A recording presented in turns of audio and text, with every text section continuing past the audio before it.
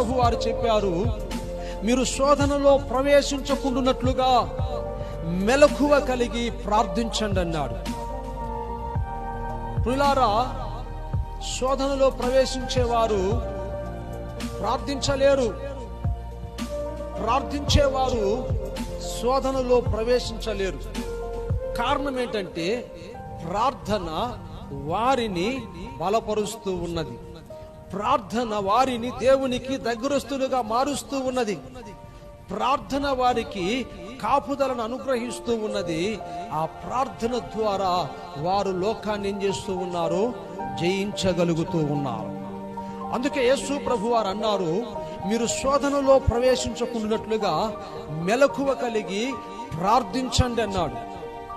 యాకోబు భక్తుడు చెప్పాడు, మీలో ఎవరికైనా శ్రమ సంభవించినా అతడు ప్రార్థన చేయాలంటూ ఉన్నాడు.